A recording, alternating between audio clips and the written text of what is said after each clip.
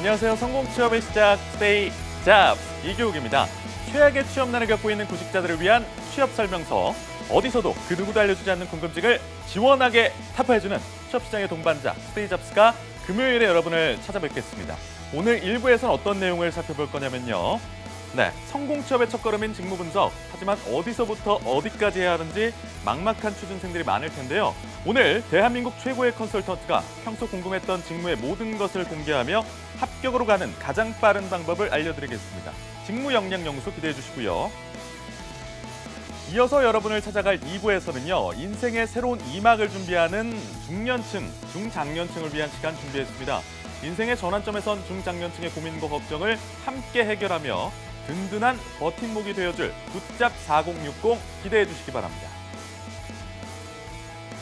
이어서 여러분을 찾아갈 3부에서는요. 넘치는 활력으로 아직까지 마음 많은 청년인 신중년을 위한 시간입니다.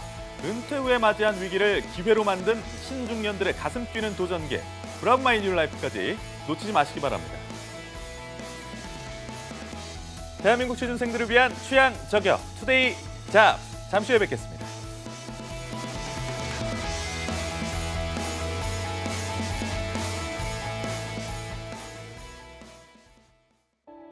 투데이 잡스는 단순한 정보 전달이 아닌 취업을 준비하는 모든 분들께 행복한 미래를 선사하고자 합니다.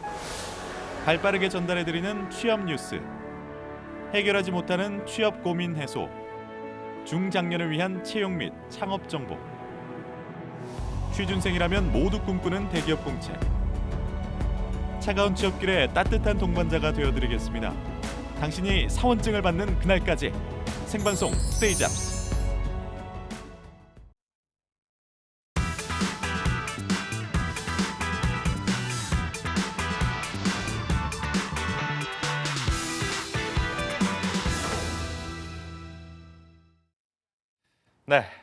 승희 아나운서의 빈자리가 크게 느껴지는 오늘 순서 지금부터 1부 시작합니다.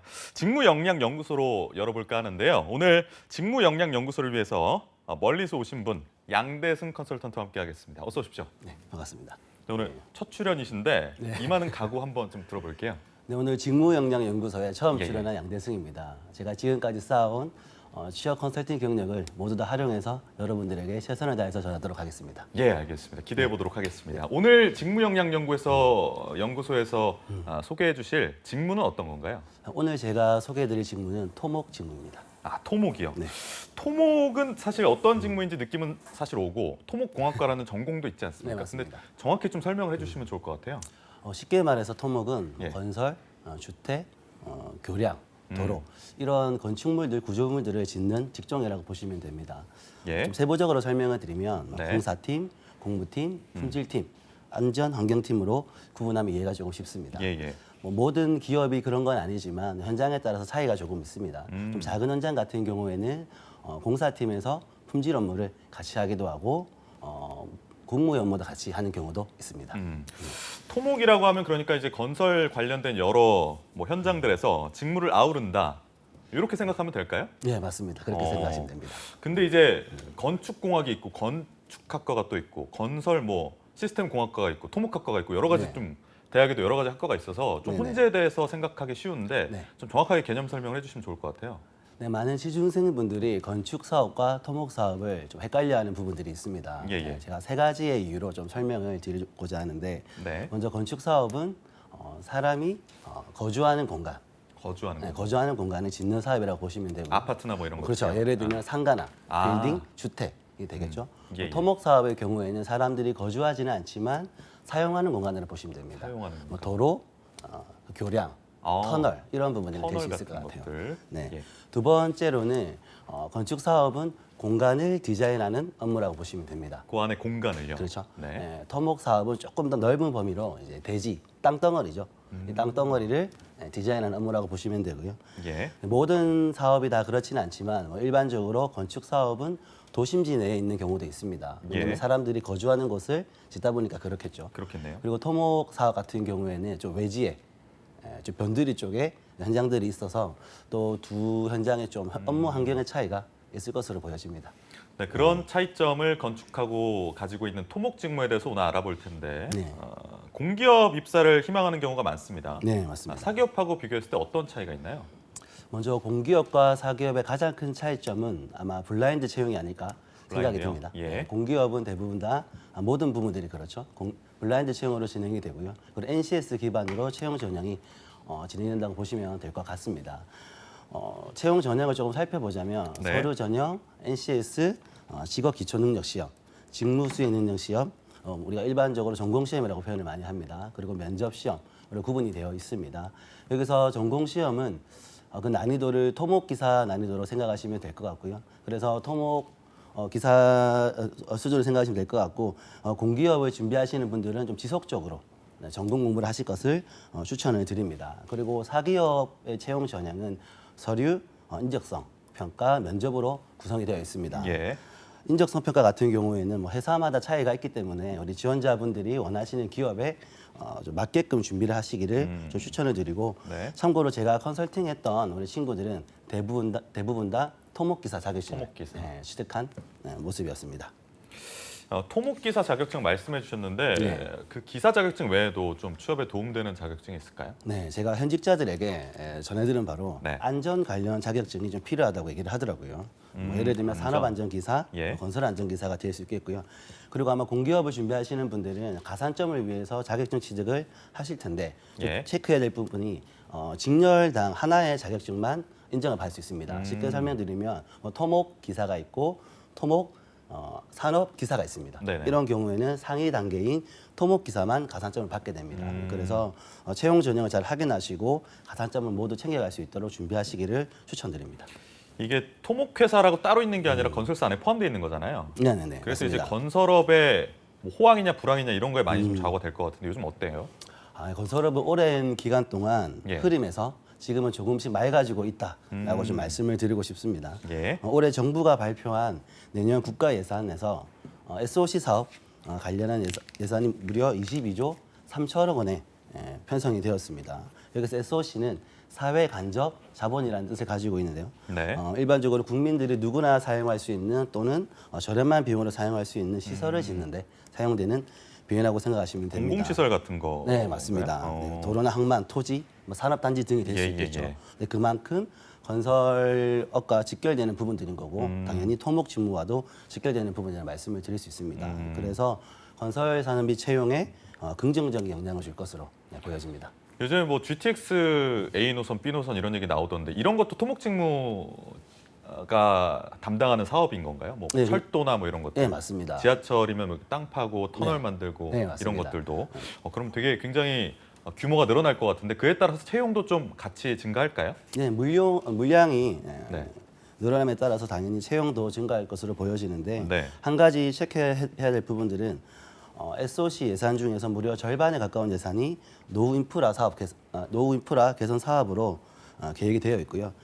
더 확인해야 될 부분은 지역 건설 경제를 활성화를 위해서 지역에 있는 중견기업 물량으로 확보될 것으로 대기업이 다 할 수 있는 게 보여집니다. 아닌 구조네요. 네네. 그러면. 그렇죠. 어, 네. 예. 그리고 대기업 입사를 준비하시는 분들은 사실 대기업이 오랜 시간 동안 좀 불황인 상황이었습니다. 해외 수주를 많이 하고 있긴 하지만 저가 수주이기 때문에 기업 영업 실적 부분에서는 이익 부분에서는 좀 부족한 사실이었죠. 그래서 아마 아직까지도 앞으로도 대기업에서는 직원들을 뽑을 때 회사에 직접적으로 사업에 관여할 수 있고 이익을 예. 낼 수 있는 그런 직무 능력 중심의 채용이 계속해서 진행될 것으로 보여집니다. 토목직무 입사를 위해서 노력한 사례를 좀 들어보면 좋을 것 같은데 뭐 제자 중에서 뭐 소개해 주실 사례 있으실까요? 네, 있습니다. 일단 먼저 학점 관리와 예. 어학 점수 관리를 잘해서 오, 대기업 건설사에 입사한 경우가 있습니다.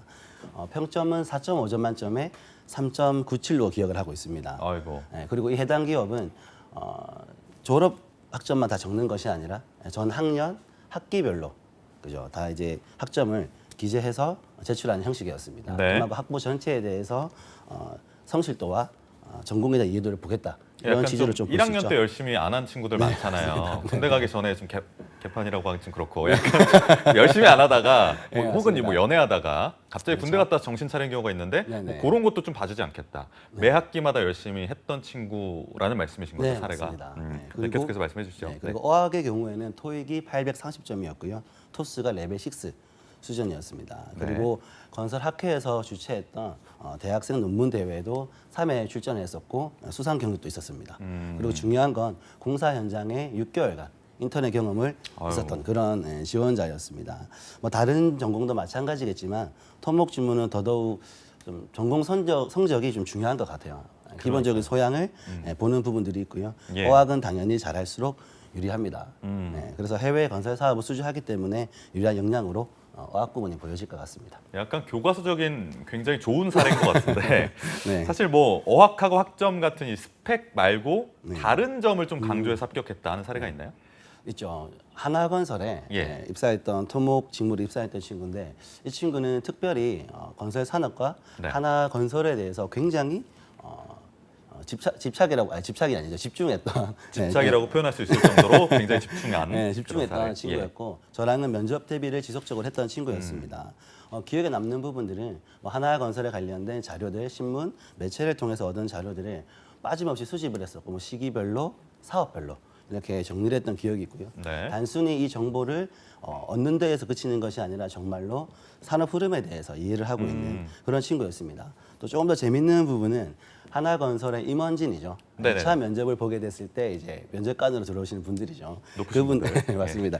그분들의 뭐 성함과 얼굴 생김새를 다 기억하고 있을 만큼 그 정도로 이제 관심이 많았었죠. 아니 임원의 생김새까지 파악을 했다는 얘기는 네네네. 사실 검색을 하나하나 다 해서 외우고 특징 같은 부분들을 체크했다는 얘기인데 네, 참 맞습니다. 그만큼 열정을 반증하는 거다 이렇게 얘기하면 될 것 같습니다. 네, 맞습니다. 그만큼 굉장히 간절한 이제 친구였었죠. 그리고 예. 여기서 하나 더 있습니다. 인스타그램 합격을 했죠? 네, 합격했습니다. 지금 진짜요? 얼마 전에 통화도 했는데 예. 현장에서 열심히 근무를 하고 있더라고요. 그 열정이 네네네. 잘 발현돼서 좋았던 것 같고 인스타그램 얘기는 또 왜 하신 거예요? 네. 우리 SNS 인스타를 예. 통해서도 이제 취업 준비를 진행했던 친구였어요. 그러니까 음. 해시태그를 하나건설 해시태그를 검색을 해서 나오는 사람들에게 다 DM을 발송했습니다.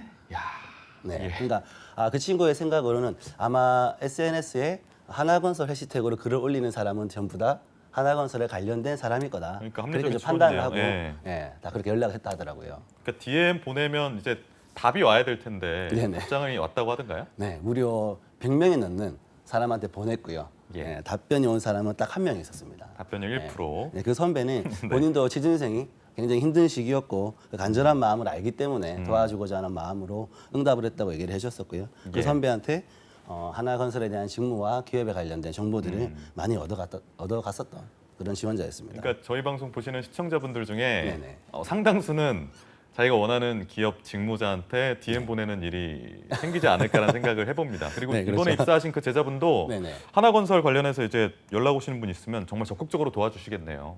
당연히 본인이 받은 게 네. 있으니까 아마 적극적으로 그러니까요. 도와주지 않을까 네. 생각을 합니다. 그러니까 저도 이제 후배가 요청을 하시면 저는 뭐 인별그램은 안 합니다만 메일 같은 거 주시면 네네. 얼마든지 도와드릴 용의가 있습니다. 아마 연락이 많이 오실 것 같아요. 알겠습니다. 계속해서 답변 좀 이어가 볼까요? 네네네. 네네. 어떤 게 있을까요? 뭐 하반기 공채가 이제 시작이 됐습니다. 인턴 경험을 한 취준생도 많을 것 같은데 인턴이 굉장히 취업하고 직결이 되죠. 물론입니다. 특히 토목의 직무는 현장감이 굉장히 중요한 직무이기 때문에 인턴 네. 생활이 굉장히 효과적이라고 말씀을 좀 드릴 것이고요.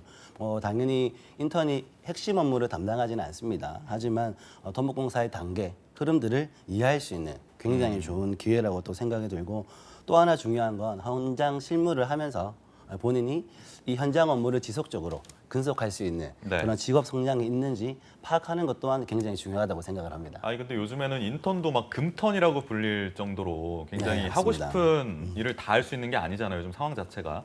그래서 건설 현장을 직접 뭐 알바 형태로든 뭐 계약직의 형태로든 경험해 보는 건 어떨까요? 물론 그렇게 하는 것도 당연히 도움이 되고요. 건설 그래요? 현장의 경우에는 하루짜리 알바보다도 단기적인 알바가 있습니다. 그래서 더더욱 도움이 될 것 같고 또 토목 현장의 특징 중에 하나가 다른 제조업 현장과 다르게 건설 현장들이 눈으로 잘 보인다라는 겁니다.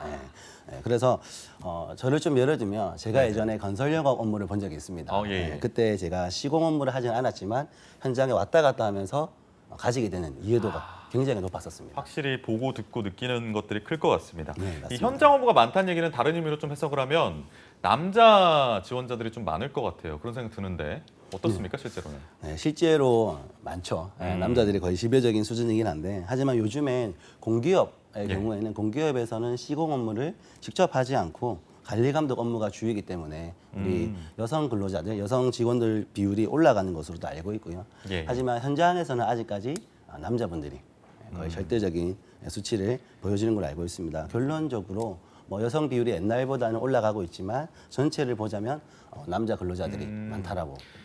병원에서도 뭐 이제 간호사분들 같은 경우 보면은 남자 간호사분들도 많은데 아직까진 그래도 네, 여자 맞습니다. 간호사분들이 절대적인 다수라는 점하고 비슷한 것 같습니다.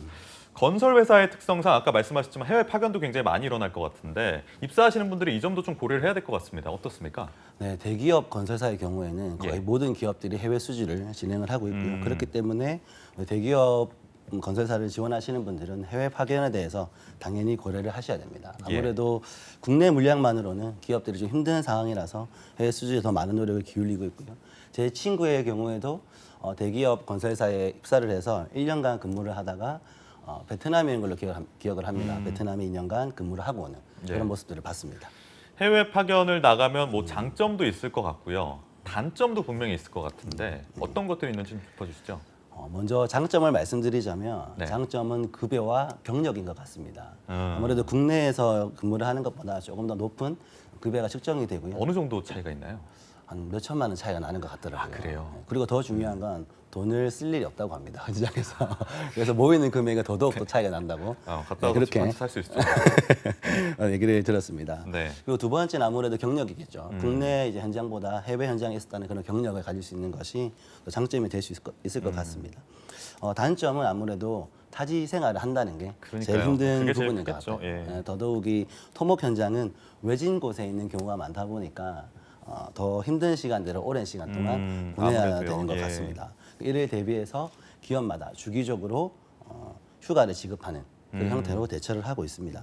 뭐 일반적으로 제가 듣기로는 좀 해외 파견을 좀 기피하는 현상이 있다고 들었습니다. 그렇겠죠. 네, 그래서 기업마다 명확한 규정을 두고 무조건 보낼 수가 없는 상황이라서 상황과 여건을 고려해서 결정하는 흐름이고요. 아무래도 신입 사원들한테 미혼이지 않습니까? 아직 미혼이니까. 네, 미혼이신 신입 사원들한테 권유하는 그런 분위기라고 얘기를 들었습니다. 그리고 그러니까- 해외 일을 하려면 당연히 또 해외 외국어 능력이 있어야 될 것으로 보여집니다. 그러니까 여러 가지 고려해서 야 네가 이번에는 좀 가야겠다 뭐 이런 네네. 얘기하시면 이제 제가 가겠습니다 이렇게 하시는 분도 계시고 재고해 네. 주십시오라고 해주시는 분도 계실 텐데 네네. 어쨌든 뭐 현장 업무가 많다 보니까 고려해야 될 점 중에 하나가 또 체력이 좀 강한 분이 업무에 잘 적응하실 것 같은데 어떻습니까? 네, 맞습니다. 제가 체력부터 여러 가지 좀 필요한 역량들을 좀 말씀을 좀 드릴게요. 네. 먼저 체력은 굉장히 중요할 수밖에 없는 게 일단 건설 현장은 아침 일찍부터 공사가 시작이 됩니다. 그렇기 때문에 그 전에 나가서 현장을 관리하는 업무부터 하루 종일 현장에서 왔다 갔다 하다 보면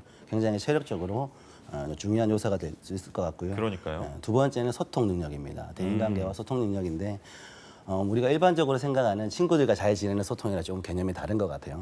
나와 그래요? 다른 세대, 나와 다른 직급, 그리고 다른 생각에 대한 이해도와 공감 능력이 필요한 그런 직무인 것 같습니다. 특히 건설 현장에는 하위의 업무를 담당하고 계시지만 훨씬 더 오래된 그렇죠. 근로자들이 많이 계시거든요. 그런 분들과 함께 호흡을 하면서 그러니까 신입사원으로 들어가시면 이제 거의 아버지뻘 되시는 분하고도 그렇죠. 일을 맞습니다. 해야 네. 되니까요. 네네네. 그런 부분 굉장히 중요할 것 같습니다. 맞습니다. 그런 분들이랑 호흡하면서 일하는 것이 네. 굉장히 중요하고요. 세 번째는 통찰력과 계획력입니다. 예. 일단 공기에 따라서 안정적으로 공정이 진행돼야 되고요. 그다음에 도면을 잘 이제 통찰력 있게 판단을 잘 하고 그런 흐름들이 필요한 것 같습니다. 그리고 네 번째는 판단력. 예. 저는 좀 센스라고 말씀드리고 싶은데 공사 현장에는 다양한 업체들이 들어와 있고 다양한 자재와 다양한 중장비가 사용되는 현장입니다. 그렇기 때문에 그런 거를 관리하려면 좀 판단력도 잘 필요하고 순간의 센스도 발휘를 해야 되는 것 같아요. 예. 그래서 공정이 멈춰지거나 지연되지 않도록 운영하는 것이 굉장히 중요한 그럴 것 업무 중에 같습니다. 하나입니다. 책임자로서. 마지막으로 끈기와 동기부여라고 말씀을 드리고 싶은데요. 네. 아무래도 건설 현장 같은 경우에는 오랜 시간 동안 현장 근처에 있는 숙소에서 생활하는 경우가 많습니다. 예. 굉장히 힘든 시간들을 보내는데 그 몇 년씩 이어지기도 하거든요.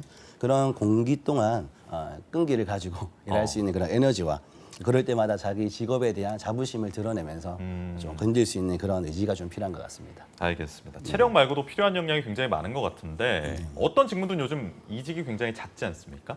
토목 직무도 좀 업무가 고된 측면도 있고 여러 가지 측면 때문에 이직이 잦지 않나 이런 생각도 하게 되는데 어떻습니까? 네, 아무래도 토목 직무는 공사건에 따라서 때로는 프로젝트에 따라서 현장들이 옮겨진다거나 채용이 진행되는 경우가 있습니다. 예. 그래서 이직이 조금 많은 편이고요. 대기업 건설사를 좀 예를 들자면 한 2, 3년 정도 이제 경력이 쌓이게 되면 연봉에 따라서 좀 옮겨가는 경우가 많다고 들었습니다. 좀 더 좋은 조건으로 이제 이동을 하는 경우가 있는 것 같네요. 네네. 이직을 보통 할 때 그 시기를 조율하게 되잖아요. 뭐 2년 차가 좋다, 3년 차가 좋다, 아니면 뭐 과장급 때 옮겨야 된다, 뭐 이런 얘기 나오는데 네네. 토목 직무 같은 경우에는 어떨 때 좀 어느 위치에 있을 때 이직을 하는 게 좋을까요? 몸값을 높이려면 뭐 직접적으로 말씀드리면 예, 정확히 딱 이때가 좋다 이렇게 말씀드리기는 어려울 것 같고 예. 분명한 것은 현재 채용의 흐름이 뭐 공채에서 수시로 또 경력자 채용으로 변화하는 이런 시기에 있습니다. 그렇기 때문에 근무를 하시는 동안 좀 몰입해서 집중을 하시고 자신만의 포트폴리오를 만들어 간다면 기회는 정말로 얼마든지 열려 있는 것 같습니다. 조금 더 추가적으로 뭐 시기적인 측면에서 팁을 하나 드리자면 휴가철을 맞아서 경력자들이 이직을 많이 하게 되는데요. 아, 그런가요? 왜 그러냐면 아무래도 면접 시간을 내는 게 되게 쉬운 일이 아니지 않습니까? 일을 하다 보면 그렇기 때문에 휴가철을 활용을 해서 면접 일정을 맞추기도 하고 그런 흐름들이 있습니다. 그래서 여름 휴가철은 이직의 골든 타임으로 불리기도 합니다. 휴가 갔다 오겠습니다 하고 아예 그냥 관둬버리는 경우도 있겠어요. 네, 그런 기회들을 만들어가는 거죠. 네. 어쨌든 네네. 경력직 채용이 활발하게 이루어지는군요. 네, 보통 기업에서는 예. 정해놓은 기준들이 있을 거예요. 뭐 3년이면 3년, 5년이면 5년, 5년 이상의 경력자 또는 뭐 토목 전공자, 자격증 소지자, 영어 가능자 이런 예. 순으로 해서 경력직을 뽑는 것으로 알고 있습니다. 알겠습니다. 뭐 신입자의 경우에는 신입과는 달리 이제 경력자의 경우에는 이직할 때 이제 경력 관리를 굉장히 잘 해놨어야 좀 높은 조건으로 이직을 할 수 있을 것 같은데 네, 필요한 맞습니다. 조건들은 방금 말씀하신 뭐 어학이라든지 이런 거 외에 어떤 게 있을까요? 저는 경력 기술서를 좀 추천해 경력 드리고 기술서요? 싶습니다. 네, 예. 포트폴리오죠. 네, 토목직의 특징 중에 하나가 일의 끝과 시작이 명확하다는 것입니다. 모든 공사는 공기가 정해져 있고 끝이 있기 때문에 포트폴리오를 만들기 위해 굉장히 좋은 직무라고 생각이 되어지거든요. 예. 그래서 지속적으로 포트폴리오를 만들기를 추천을 드리고요. 또 당연히 기업의 입장에서는 경력자를 뽑는 이유가 조금 더 높은 급여를 주더라도 바로 일을 시킬 수가 있고 실무에 투입할 수 있는 장점이 있기 때문에 더더욱더 경력 기술서가 중요하다고 여겨지고요. 어학 능력은 당연히 좀 지속적으로 그러니까 해외 하시기를 근무가 있기 추천드립니다. 때문에 네. 알겠습니다. 마지막으로 저희 뭐 토목 직무를 희망하고 있는 지원자들이 많을 것 같은데 이들을 위해서 좀 전체적으로 조언을 해주시죠. 네. 뭐 토목 직무를 수행하기 위해서 앞서 말씀드린 여러 가지 역량이 있습니다. 뭐 소통과 체력, 판단력, 센스 이런 것들이 있는데 예. 이런 역량들은 제가 생각하기에 단시간에 만들어지는 역량은 아닌 것 같아요. 그래서 학부 생활을 하시면서 공부에도 당연히 집중을 하셔야 되지만 다양한 활동으로 이런 역량들을 좀 키워나가기를 추천을 드리고요. 그리고 건설 산업과 흐름에 대해서 지속적인 관심이 꼭 필요합니다. 그래서 내가 지원하는 이 기업이 어떠한 사업 방향성을 가지고 가는지 예. 알면서 지원하시기를 추천을 드리고 싶습니다. 네, 알겠습니다. 양 컨설턴트님 오늘 첫 출연이신데 첫 출연 소감 좀 들어볼게요. 너무 긴장이 되고 잘 전달이 너무 되는지 잘하셨는데요. 모르겠습니다. 네, 긴장 하나도 안 하시고. 아무쪼록 도움이 됐으면 좋겠습니다. 아, 예, 예. 네. 그 저기 뭐야 안정영 컨설턴트와 아시는 사이라고 네, 들었는데 맞습니다. 네네. 이 자리에서 좀 안 컨설턴트님께 하시고 싶은 말씀 있으신가요? 뭐 항상 감사드리고 이런 자리를 만들어 주셔서 또 소개를 해주셨거든요. 예, 이런 자리를 만들어 주셔서 감사한다는 말을 전하고 싶습니다. 네. 다음에도 출연을 하시게 된다면 어떤 직무에 대해서 좀 소개를 해주실 예정입니까? 제가 이때까지 총 7개의 직업이 있었어요. 정말요? 네, 다양한 직업을 경험을 예, 예. 하고 그래서 더더욱더 취업 컨설팅에 잘 맞는 것 같습니다. 제가 예, 예. 경험했던 정말요? 그런 직무들 좀 소개를 해드리고 싶고 예. 뭐 예술 쪽도 있었고요, 영업 쪽도 있었고, 정말요? 그다음 굉장히 전기 쪽도 다르잖아요. 일을 했었거든요. 예, 예, 예. 그래서 다양한 분야들을 소개해드릴 기회가 있다라면 그러니까요. 좋겠네요. 그러니까 그 직무마다 이렇게 좀 직무를 바꾸셨던 이유에 대해서도 궁금한데 네네. 간략하게 좀 소개를 해주실 게 있으실까요? 제가 강의를 할 때마다 말씀을 드리는 부분인데 네, 저는 굉장히 항상 궁금해할 저의 것 같아요. 핵심 역량을 가지고 이제 이직을 했던 것 같습니다. 제가 생각했던 저의 역량은 표현하는 것이고 전달하는 것이라고 생각을 그러니까요. 했었어요. 예, 예. 그렇게 하다 보니까 그 역량에 맞는 직무들이 눈에 들어오고 실제로 그 일을 했을 때 또 집중 있게 몰입도를 가지고 빨리 또 성장할 수 있는 그런 계기들이 되는 것 같습니다. 그러니까 여러 뭐 능력 있으신 컨설턴트님들이 많이 계시지만 우리 양대승 컨설턴트님만큼 많은 직무를 경험하시고 그만큼 많은 스토리를 가지고 계신 분은 흔치 않다는 생각이 듭니다. 지금까지 오늘 직무역량연구소 함께해 주신 양대승 컨설턴트와는 인사를 지금 드리도록 하겠습니다. 고맙습니다. 네, 감사합니다. 네, 투데이 잡스 오늘 1부에서는요. 직무역량연구소 토목 직무에 대해서 좀 알아봤습니다. 잠시 후 2부에서는요. 이직과 전직을 고민하는 중장년층을 위해서 굿잡 4060 시간이 준비되어 있으니까요. 야근 약사에게 취업은 투데이 잡스 잠시 후에 들어오겠습니다.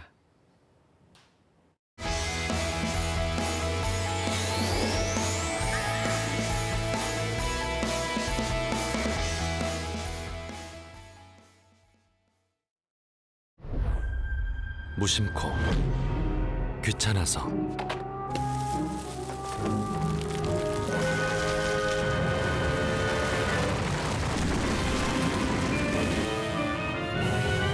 오늘 버린 쓰레기 내일 돌아올 수 있습니다. 어떡해. 확인지는 한 통이면 되는데. 대출금 1분만 갚으면 저금리로 된다고요. 참내 속을 걸 수고해야지. 삼촌 폰도 고장나고 인증서도 오류인데 대신 90만 원만 이체해 주세요. 계좌번호 알려줘. 뭐? 문자 보낸 적 없다고?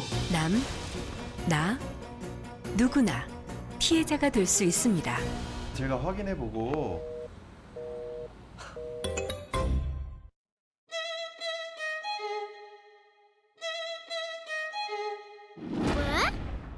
왜 그런 거죠? 동물, 식물, 축산물, 농산물의 국내 반입은 엄격히 제한됩니다. 입국 시 휴대하였다면 반드시 공항만 검역본부에 신고해야 합니다. 축산 관계자가 가축 전염병 발생 국가를 여행하는 경우 사전에 출입국 신고를 해야 하며 입국 후 5일간 가축 사육시설 출입을 금지합니다. 여러분이 청정 대한민국을 만드는 검역관입니다. 청정 대한민국 농림축산검역본부가 함께하겠습니다. 이번 것만 잘 부탁해. 그리고 괜찮아 이 사람아. 하지마. 받으면 안 되는데. 안 되지. 받겠습니다.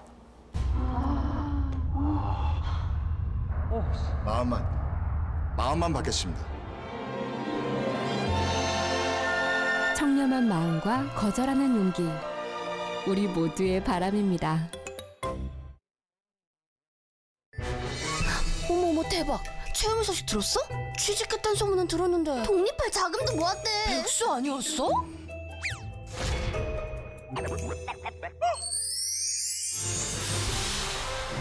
회사에서 알아주는 인재라는데? 걔 이번에 승진도 했잖아. 와, 채움이 잘 나가네. 비결이 뭘까? 채움 씨 비결이요. 청년 내일 채움 공제. 혜택이 궁금하면 실천하세요.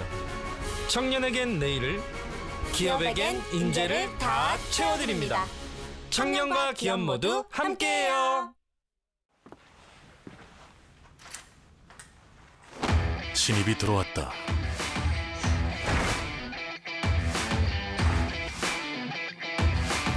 궁금하다. 기대된다. 결국 해냈다.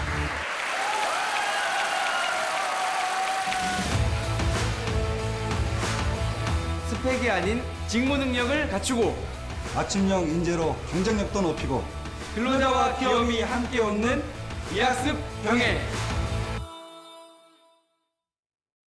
숲속에 있을 때 느끼는 행복. 저는 나무가 있는 숲이 참 좋아요. 그런데 숲은 개인적인 위안을 넘어 한반도에 평화를 안겨줄 수 있습니다. 산림청이 내 삶을 바꾸는 숲, 새산, 새숲 캠페인을 시작합니다. 남과 북, 국민 모두 함께 만드는 숲속의 한반도. 지금 우리의 관심이 필요합니다.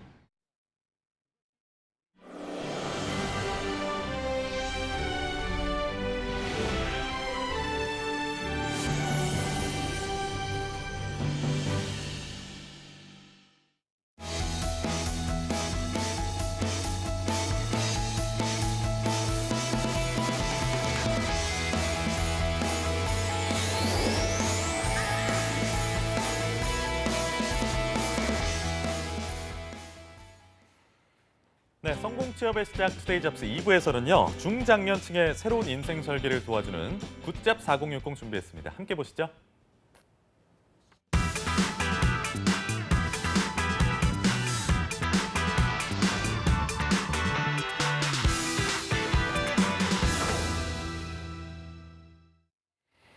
네, 중장년층이 행복해지는 그날까지 굿잡 4060 오늘도 박창동 박사님과 함께하겠습니다. 어서 오십시오, 박사님. 예, 안녕하세요. 아니 좀 늦은 감이 좀 있긴 한데 추석 잘 보내셨냐는 인사 좀 드리고 싶습니다. 예, 하여튼 뭐 가족들과 함께 즐거운 시간을 잘 보냈고요. 예. 사실 요즘 뭐 아이들도 그렇고 어른들도 그렇고 예. 매우 좀 바쁜 나날을 보내고 있잖아요. 그래서 평소에 아이들과 함께 뭐 식사를 한다거나 이야기할 수 있는 시간이 별로 없었는데 예. 이번 긴 연휴 동안에 아이들과 함께 보낼 수 있었고 많은 이야기를 할 수 있어서 즐겁게 보냈습니다. 알겠습니다. 평소에 보지 못했던 친척들과 모이는 명절인데 사실 이런 날에 좀 무거운 마음으로 혼자 계시는 분들도 있다고 하죠. 그렇죠. 그 무거운 마음을 갖고 계시는 분들의 당사자들도 얼마나 좀 힘이 들겠습니까만은 예. 또 함께하지 못하는 가족분들도 사실은 마음이 마냥 오죽하겠습니까? 예, 예. 이제 보면 요새 같은 경우는 뭐냐면 이제 9월부터 시작돼 있는 하반기 이제 공채 준비하는 시준생들, 네. 또 11월 달에 시행되는 이제 수능에 앞두고 수험생들 같은 경우에는 자신이 이제 세웠던 목표를 성공하기 위해서 굉장히 바쁜 나날을 맞습니다. 보내고 있는데요. 이번 연휴 때도 가족들과 함께하지 못하고 자기 나름대로 집중하는 경우가 많이 있었겠죠. 네. 그러니까 요즘에 뭐 반가운 가족들과 함께하는 추석이라는 이 시간이 사실 정말 즐겁고 행복한 시간이면 좋은데 과한 관심 때문에 스트레스를 받는 경우도 일부 있다고 하더라고요. 저희 같은 경우, 저희 세대 같은 경우에. 그렇죠. 그게 뭐 우리가 흔히 언론을 통해서 보면 명절이 되면 이제 취준생들이 가장 힘들다는 얘기를 많이 듣게 되는데 네. 중장년층들도 보면 그 명절이 두렵긴 이제 마찬가지입니다. 그러니까 저희 같은 경우는 뭐 취업은 뭐 잘 돼가고 있니? 아니면 뭐 결혼은 언제 할 거니? 결혼했으면 이제 아이는 언제 낳을 거니? 이런 질문들, 클리셰 같은 질문들 있지 않습니까? 근데 중장년층 분들도 그런 비슷한 부담을 느끼시는 이유는 뭘까요?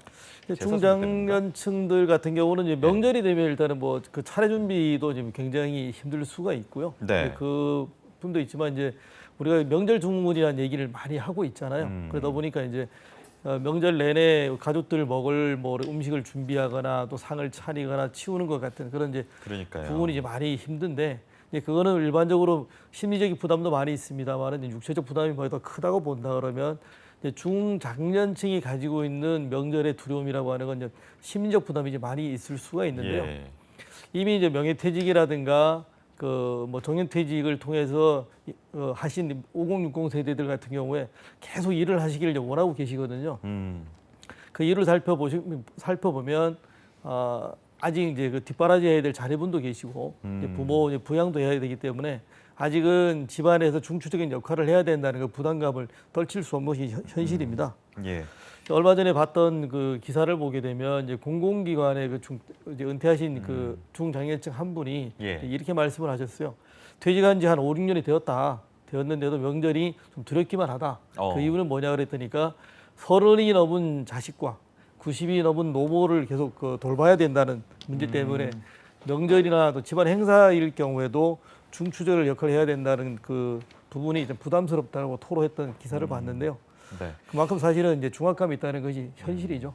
요즘 5060 세대를 뭐 낀 세대다 이렇게 표현을 하기도 하더라고요. 그러니까 자식도 부양을 해야 되고 부모님 세대도 부양을 해야 된다는 그런 이중 부양에 많은 책임감에 놓여 있다는 얘기가 나오던데 퇴직 후에도 이렇게 그동안 맡아온 역할을 계속해야 되니까 경제적으로 또 심적으로 부담이 심하실 것 같아요.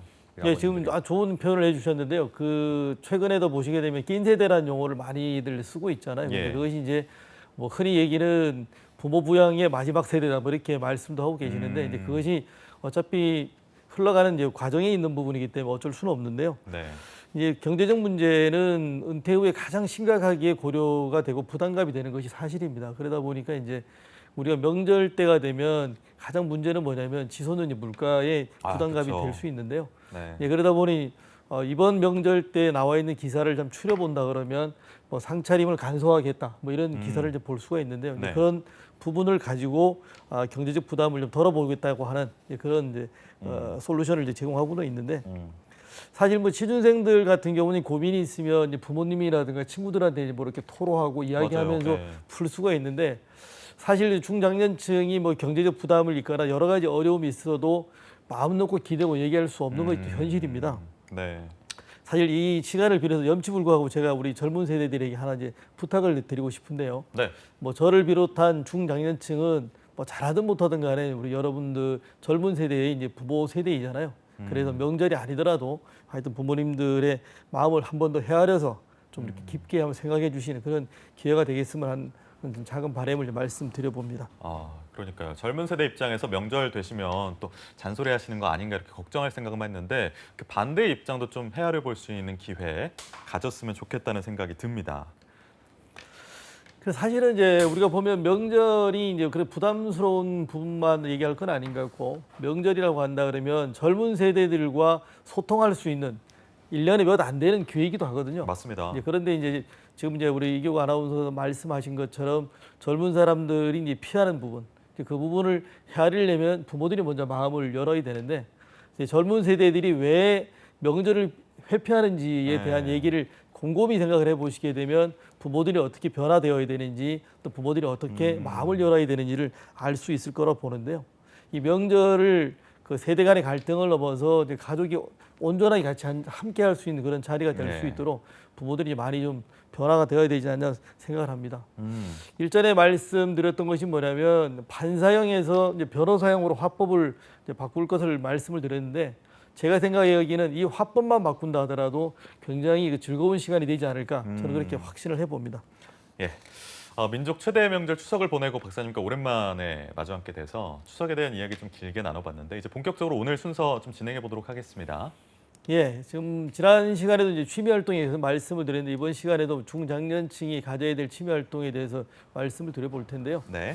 지난 시간까지는 그 두 번째의 그 나홀로형과 이제 관계 지향형에 관해 말씀드리다가 이제 나홀로형까지만 이제 말씀을 드렸는데 오늘은 이제 관계 지향형 그 취미 활동에 대해서 한번 설명을 드려보도록 하겠습니다. 네. 관계 지향형. 예, 은퇴 후 관계는 기존의 관계와 사뭇 달라졌다라고 볼 수가 있는데요. 기존이 이제 수직적 관계였다면 은퇴 이후에는 이제 수평적 관계가 될 수가 있습니다. 그렇죠. 기존의 비즈니스 관계는 거의 단절이 되었다고 보면 되는데요. 그러면 이제 은퇴 이후의 수평적 관계는 어떤 거냐면 우리가 흔히 얘기했던 이제 직위가 이제 없어지는 거죠. 직위가 없어진다는 거는 결제할 일이 없기 때문에 판단할 일이 없는 거고, 그다음에 이제 결과에 대한 책임져야 되는 그 부담감이 많이 덜어진다고 보시면 될 것 같습니다. 이게 수평적이라는 게 대등한 그런 관계라는 거잖아요. 여러 가지 고려해야 될 사항들이 없기 때문에 좀 한결 편안하다 이렇게 생각할 수도 있을 것 같은데 어떻습니까? 뭐 일상적으로 보면 사실은 그 말씀이 맞습니다. 그러니까 수평적이라고 하는 것 자체는 대등한 관계가 되어야 되는데 그 대등한 관계가 되려면 내가 먼저 마음을 열어줘야 이제 대등한 관계가 될 수 있는데 그 대등한 관계가 사실은 이제 나이가 들면 쉽지 않은 것이 또 현실인데요. 평생 동안 피라미드 형태의 조직에 몸담고 계셨던 분들이다 보니까. 근데 이제 그 힘들지만 반드시 그 새로운 관계를 만들어야 하는 이유가 뭐냐면 중장년층에 가지고 오는 그 힘든 부분 중 하나의 외로움입니다. 그 외로움을 극복하려면 이제 새로운 관계를 형성을 해야 되는데 지금 이제 조금 전에 말씀드렸던 수직적 관계에서는 좋으나 싫으나 비즈니스적 관계 때문에 찾아오는 사람이 많이 있었습니다. 그 조직을 그만두게 되면 이제 비즈니스 관계가 단절이 되기 때문에 그 관계는 찾아오는 만남 이런 거는 사실 많이 줄어들게 되기 때문에 외로움을 많이 느끼게 됩니다. 그 외로움이라고 하는 것 자체는 병의 근원이 되기 때문에 제가 말씀드렸던 새로운 관계를 만들어야 된다는 이유 중에 하나가 될 수 있을 겁니다. 그럼 우리 선배님들이 은퇴 후에 어떤 곳에서 좀 관계를 형성하실 수 있을까요? 이제 은퇴를 하시게 되면 사실은 종전에 가지고 있던 일로 만들었던 관계보다는 취미 활동으로 만들게 되는 경우가 더 많다라고 좀 보고 있는데요. 취미를 통해서. 가까운 예를 보시게 되면 이제 우리 문화센터가 이제 아마 그 좋은 예가 될 수 있을 겁니다. 그렇겠네요. 노래 교실 뭐 있고 뭐 독서 토론회 이런 것도 있던데.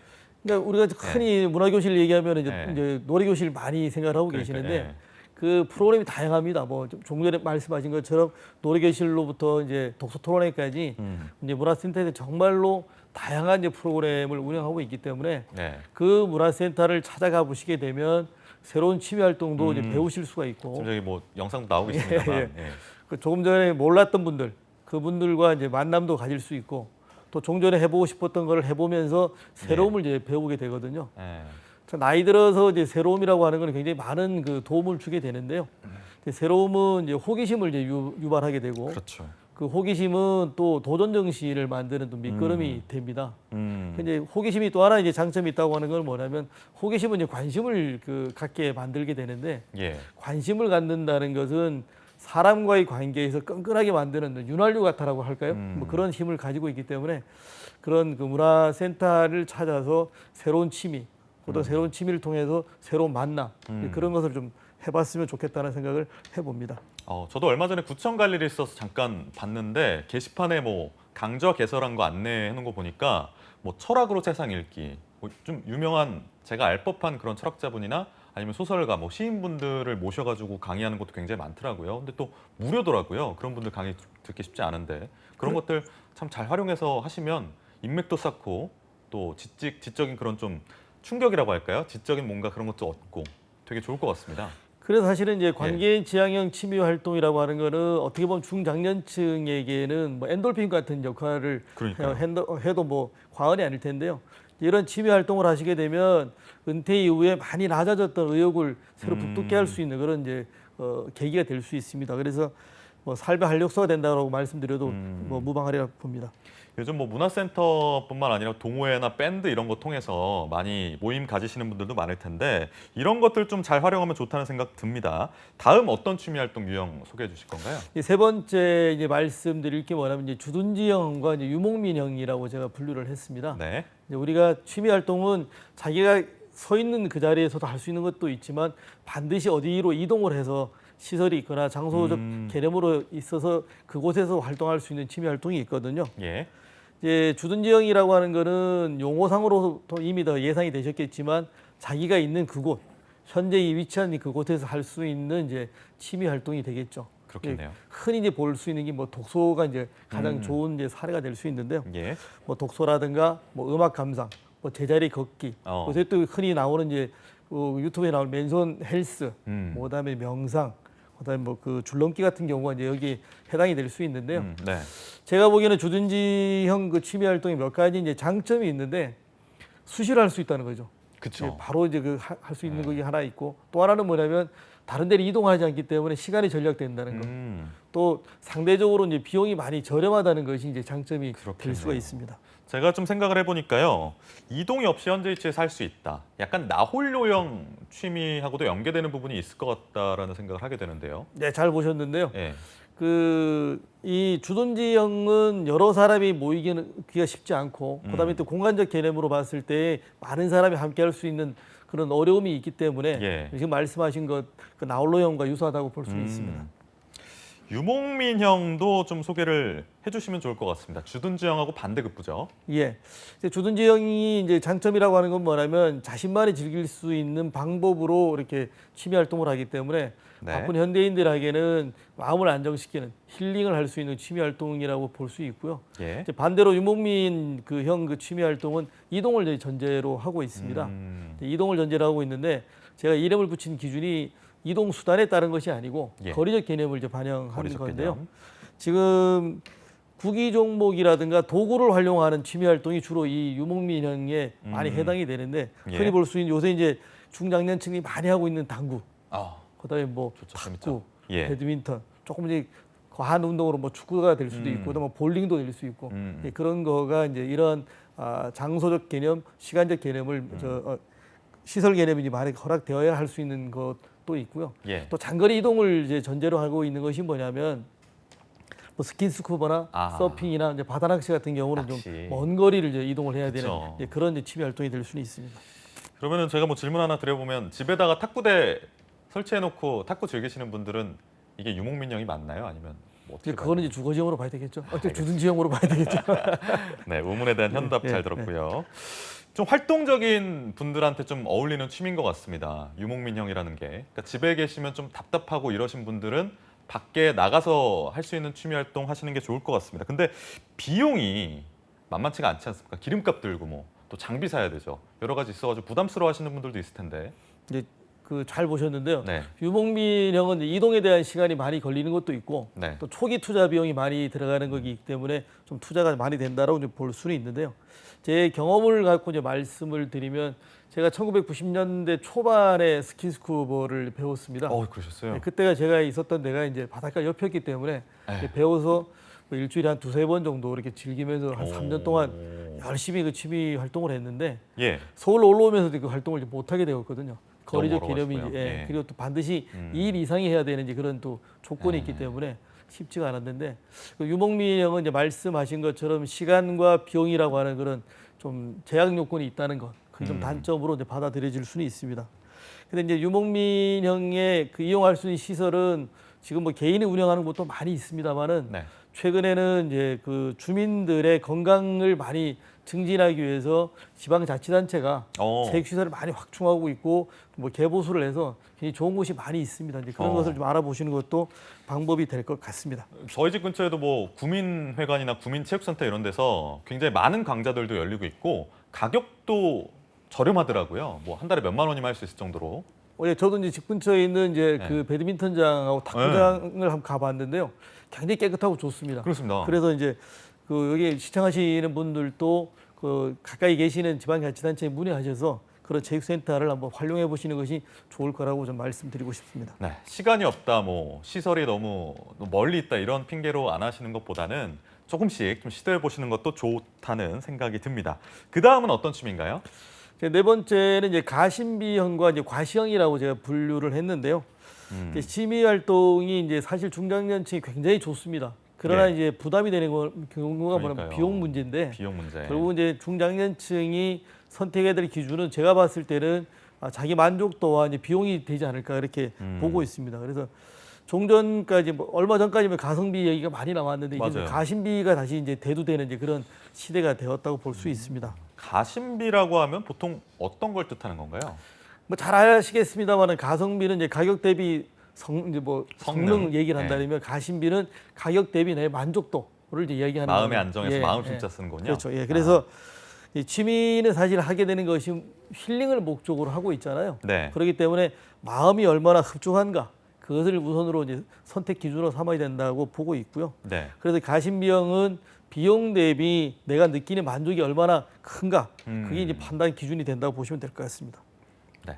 저도 뭐 가심비 같은 경우는 뭐가 있나 생각을 해보면 독서 이런 것들도 정말 책 한 권에 많이 비싸졌습니다만 10,000 몇천 원 정도 하면 일주일에서 한 달 정도 정말 행복하게 그 책 읽으면서 보낼 수 있고 저는 배드민턴장 아까 말씀하셨는데 배드민턴 치는 것도 좋아해서 사실 그렇게 많은 비용이 드는 취미는 아니기 때문에 가심비라고 얘기할 수 있을 것 같은데 박사님 같은 경우는 가심비 취미 어떤 게 있으신가요? 저는 이제 그 텃밭가꾸기를 말씀드리고 싶은데요. 네, 텃밭가꾸기를 한 20년 이상 제가 했었거든요. 예.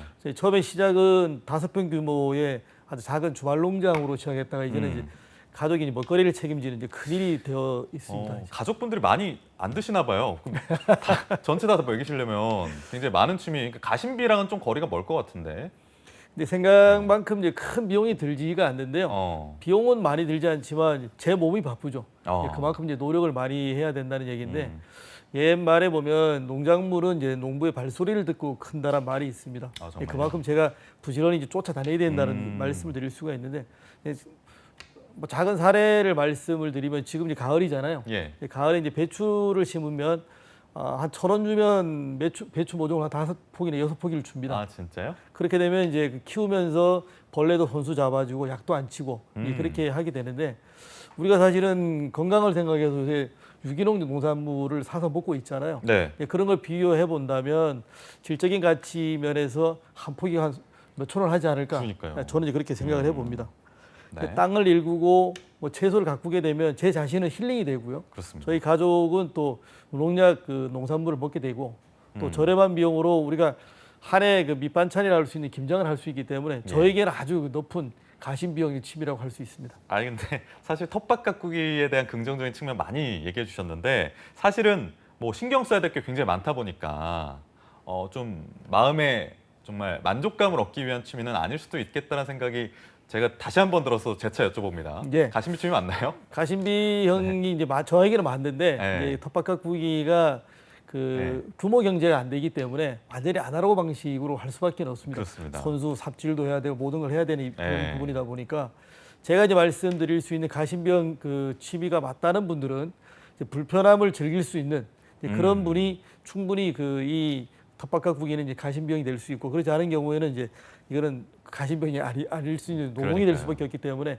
그 말씀을 드리는데요. 이처럼 이제 가심병은 개인마다 다 기준이 달라서 느끼는 바가 다르기 때문에 쉽지는 않습니다. 그래서 이것을 또 사례를 갖고 말씀드리기는 쉽지 않은 부분이 있다는 것도 한번 고려해 볼 필요가 있습니다. 다음으로 좀 짚어봐야 될 게 과시형 취미입니다. 과시형, 좀 자랑하고 싶은 그런 취미를 말하는 걸까요? 어떤 건가요? 이 과시형이라고 하는 건 사전적 정의는 이제 말씀하신 것처럼 남에게 뭐 보여주거나 이렇게 하는 게 맞는데 네. 제가 이름을 붙인 거는 이제 그런 그 남에게 보여주기 위해서 또는 나쁜 의미에서의 이름을 붙인 건 아니고 다른 취미 활동보다는 좀 비용이 많이 투자된다는 그런 관점에서 이제 이름을 붙여봤는데요. 우리 일상에서 찾아본다면 이제 골프가 좀 좋은 사례가 되지 않을까 이렇게 봅니다. 네, 저도 골프 떠오르는데 골프가 요즘 많이 대중화됐다고 해도 뭐 비용이나 뭐 드는 시간 고려하면 결코 뭐 대중적인 스포츠는 아닌 것 같다는 생각하게 되거든요. 네, 그렇죠. 이 골프가 이제 시간도 그렇고 비용도 좀 만만치 않은 그 운동인데요.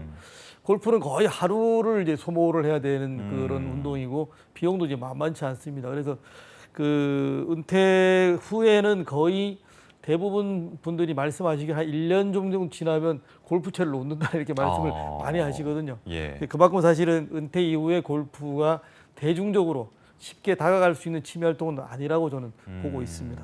그래서 저희가 현실적으로 생각을 해봤을 때 이렇게 좀 시간과 비용이 많이 드는 취미는 조금 내려놓고 가심비 쪽으로 가야 되는 게 아니냐 이런 생각도 하게 되는데 과시형 취미를 소개해 주신 이유가 있을 것 같습니다. 근데 지금 뭐 그 말씀도 충분히 이유가 되고 이제 뭐 여러 가지로 해석이 가능한데 단순히 이제 이 취미 활동은 어느 것이 맞다라고 얘기하기는 굉장히 어려운 부분이 뭐냐면 선택의 문제거든요. 예. 그래서 이제 각자 성향에 따라 선택을 해야 되는데 예를 들어서 이제 만약 이 과시형 그 취미가 자기한테 힐링이 된다고 가정을 한번 해보게 되면 그거 하지 않았을 때에 보이지 않는 뭐 스트레스 이런 비용들을 감안해 봤을 때 하는 게 더 맞다 그러면 자주는 아니더라도 가끔은 해볼 만하지 않을까 이렇게 저는 생각을 해봅니다.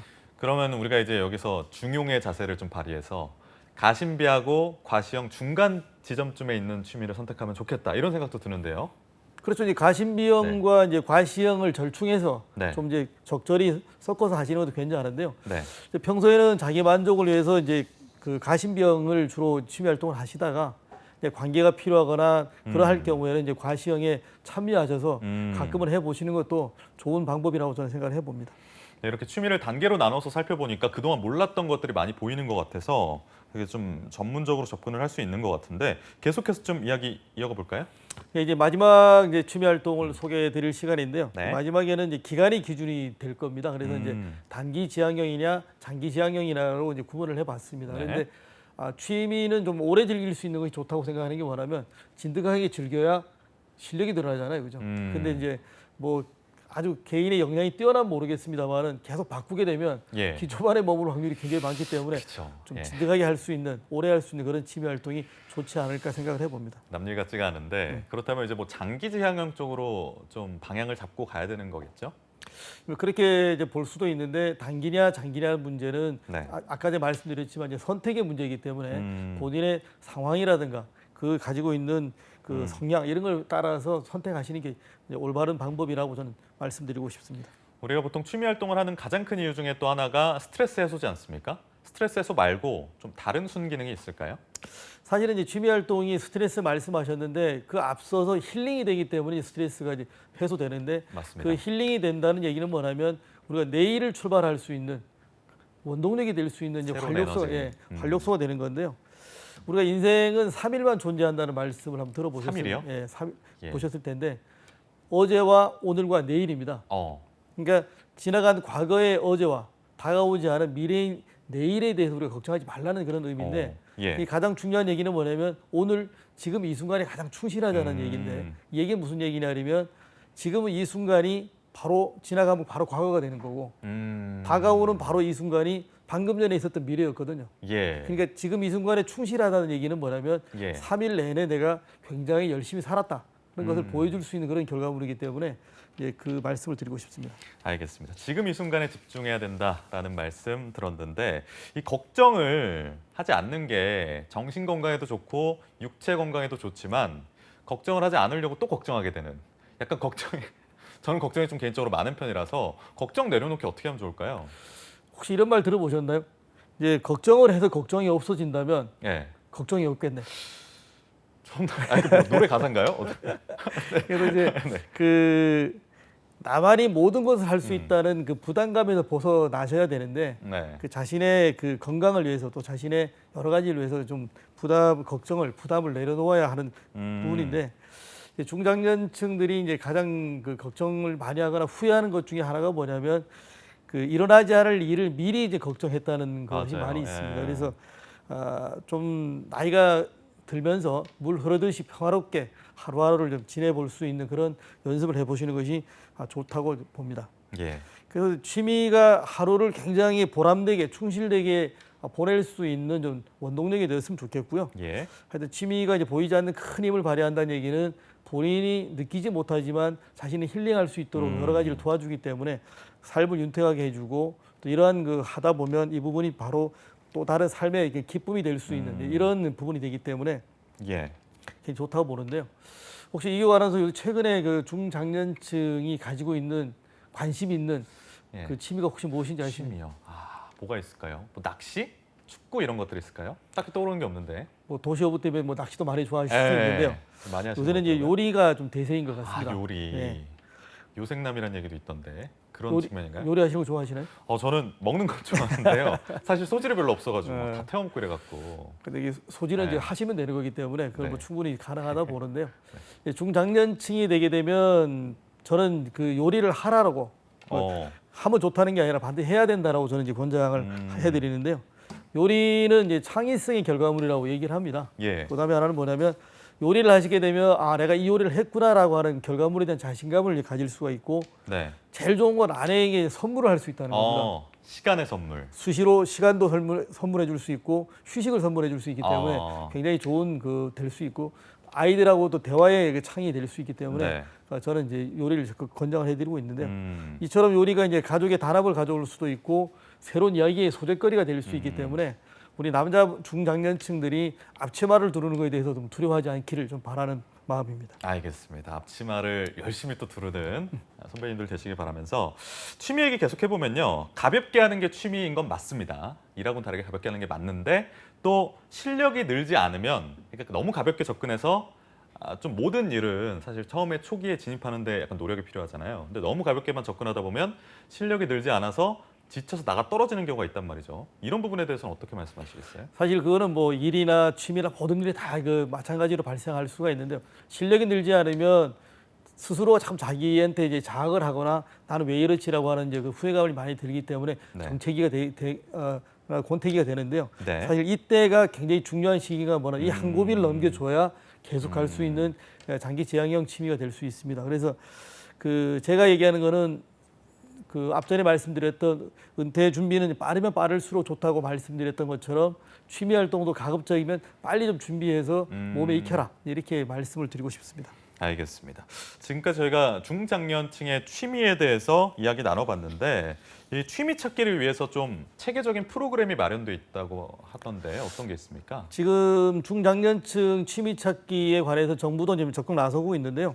그 청춘대학이라는 프로그램이 있습니다. 예. 이제 2019년도 구미시에서 처음으로 만들어 있는 청춘대학인데 현재 그 구미시에 거주하고 계시는 70세 이하의 중장년층으로 250명을 대상으로 하고 있습니다. 예. 매주 화요일에 강좌가 있고 5개월간 이제 진행하고 있는데 이제 프로그램을 살펴보시게 되면 일반 교양에서부터 뭐 건강, 취미, 또 문화 탐방까지 다양하게 운영을 하고 있습니다. 이 프로그램을 만든 목적을 살펴보시게 되면 구미시 발전에 굉장히 이제 지대한 공헌을 했던 중장년층들에 대해서 뭐 교양 과목을 함양하고 그다음에 문화 탐방을 통해서 중년의 생활을 윤택하게 하고 그런 면에서 삶의 활력을 되찾게 하겠다라고 하는 것이 이제 큰 목적이고요.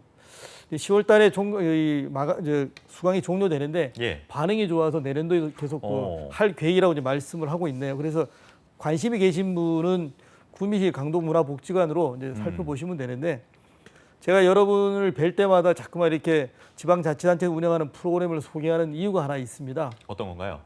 지금 소개드렸던 거는 그 거주지에 국한되어 있는 부분이기 때문에 좀, 그 좀 부분이 편협되어 좀 있는 아쉬워요. 부분이었는데 그 얘기는 반대로 얘기를 하면 시청자분들이 거주하고 계시는 그곳의 지방자치단체에서도 다양한 프로그램을 운영하고 있다고 보실 수가 있기 때문에 그 반드시 홈페이지를 찾아보시거나 아니면 지방자치단체에 문의를 해보시면 우리 중장년층들이 애용할 수 있는 또 활용할 수 있는 많은 그 프로그램이 있다는 것을 말씀드리기 위해서 매 시간마다 이렇게 소개드리고 있다는 것을 알겠습니다. 살고 계시는 곳에 뭐 구청이나 이런 데 방문하시거나 전화해 보셔가지고요. 어떤 프로그램들 준비되어 있는지 문의해 보시면 좋을 것 같습니다. 네, 지금까지 중장년층이 할 수 있는 취미에 대해서 이야기 나눠봤는데요. 다음 시간에 계속해서 이야기 이어가도록 하죠. 오늘 함께해 주신 박창동 박사님 고맙습니다. 네, 감사합니다. 네, 저희 2부에서 준비한 소식은 여기까지입니다. 잠시 후 3부에서는요. 5060 신중년 세대를 위한 재취업 직업지침서 브라보 마이 뉴 라이프가 준비되어 있으니까요. 어디 가지 마시고 잠시 후 다시 뵙겠습니다.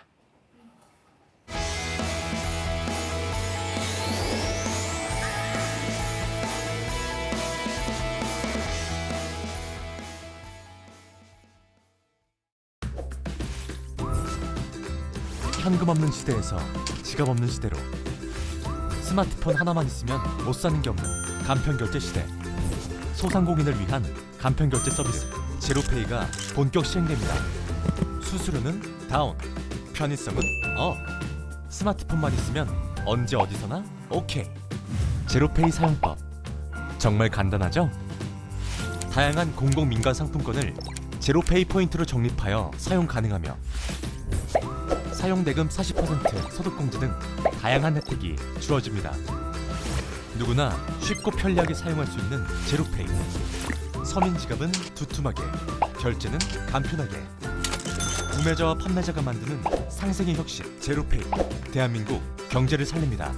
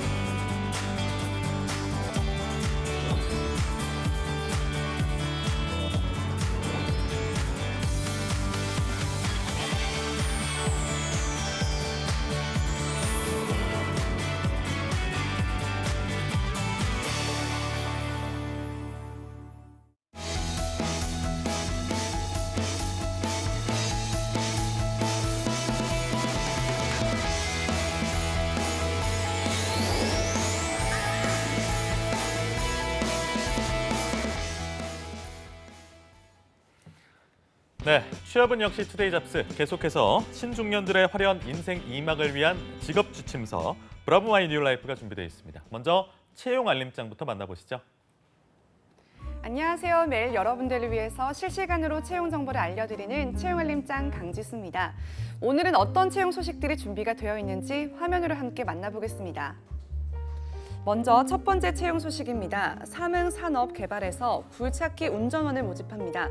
학력은 무관하나 3년 이상의 경력이 필요하고요. 급여는 월 280만 원 이상, 채용 시 마감됩니다.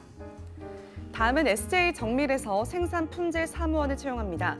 지원 자격은 학력과 경력 모두 무관하고요. 급여는 연 2,400만 원이며 모집 기간은 10월 11일까지입니다. 계속해서 D2C에서 전시회의 기획자를 모집합니다. 학력과 경력 모두 무관하며 급여는 연 2,400만 원, 모집 기간은 10월 17일까지입니다. 마지막 채용 소식입니다. 서울시 종로구에 소재하고 있는 연합뉴스에서 본사 취재 기자직, 영문 기자직, 지방 취재 기자직과 사진 기자직을 채용합니다. 학력과 연령은 무관하며 연합뉴스 채용 사이트를 통해서 9월 20일까지 지원 바랍니다. 네, 취준생들의 많은 관심 부탁드리고요. 지원 자격 그리고 우대사항 확인하신 후에 마감일에 늦지 않게 지원해 보시길 바랍니다. 지금까지 채용알림장에서 채용 소식 전해드렸습니다.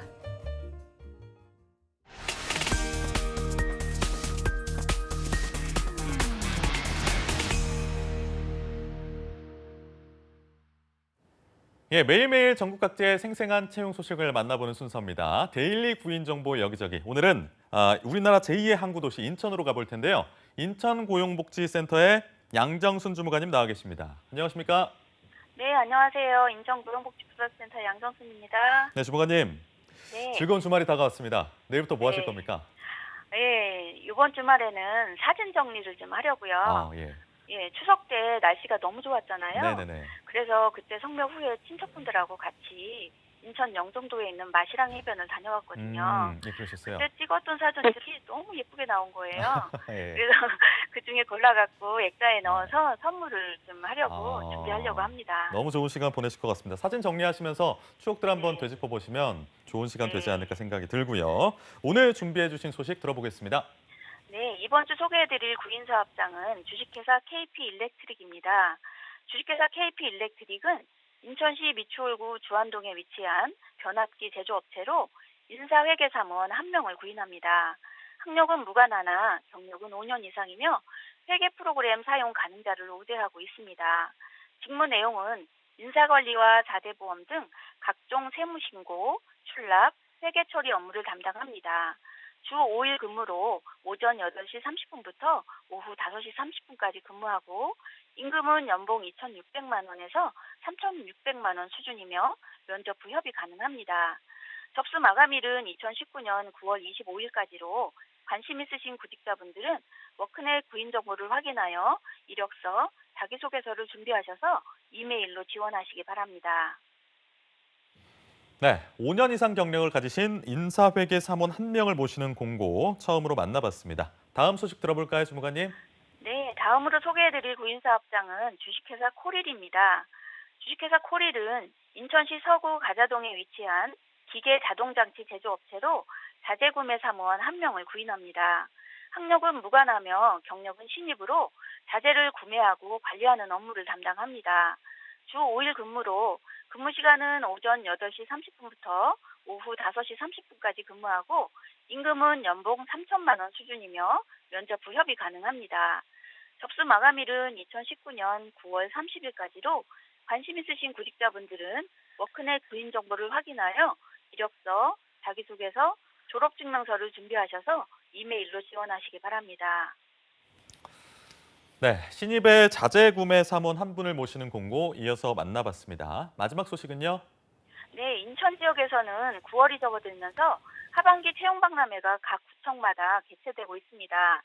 다음 주에도 인천 지역에서 개최하는 채용박람회 소식이 있어 전해드리겠습니다. 9월 24일, 다음 주 화요일이죠. 2019년 하반기 계양구 채용박람회가 서운산단 제1근린공원에서 오후 1시 30분부터 오후 4시 30분까지 열립니다. 이 행사는 인천 계양구청, 고용노동부 인천북부지청, 한국산업단지공단 인천지역본부가 주최합니다.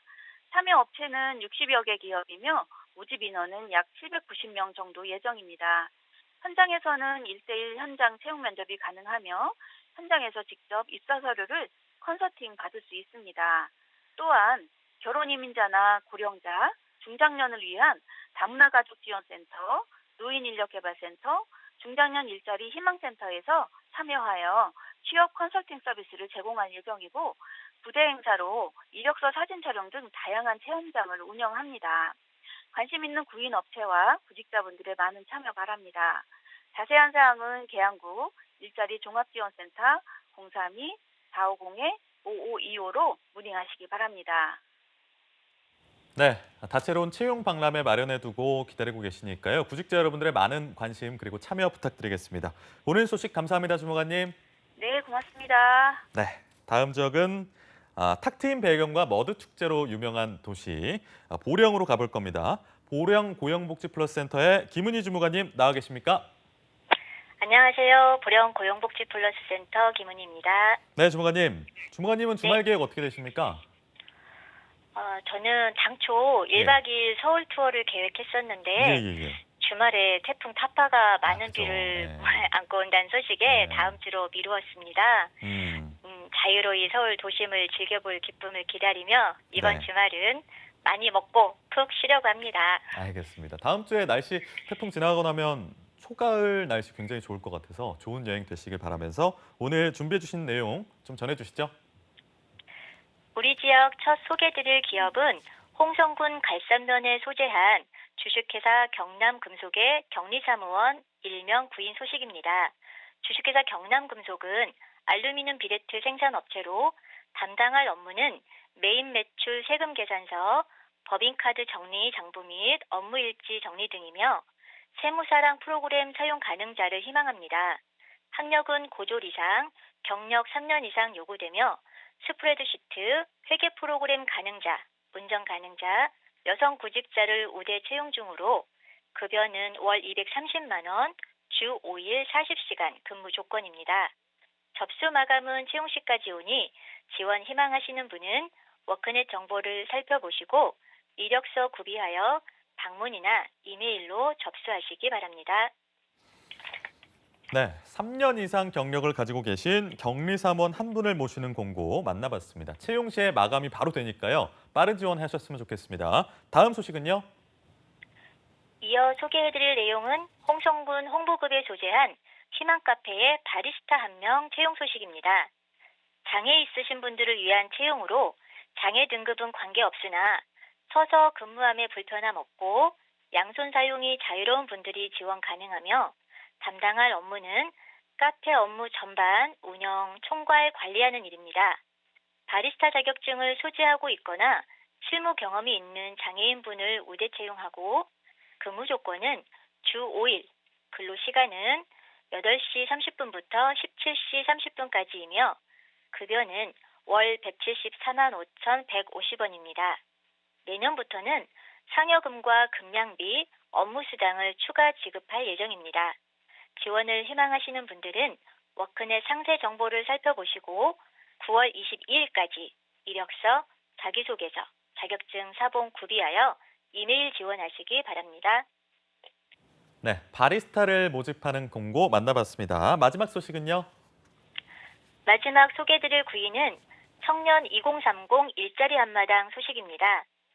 보령시 보령여성인력개발센터와 한국중부발전 주관 아래 취업을 희망하는 청년층 대상으로 관내 우수 강소기업 30여 개 업체가 참여하는 채용 행사로서 현장 면접 및 채용 대행을 진행합니다.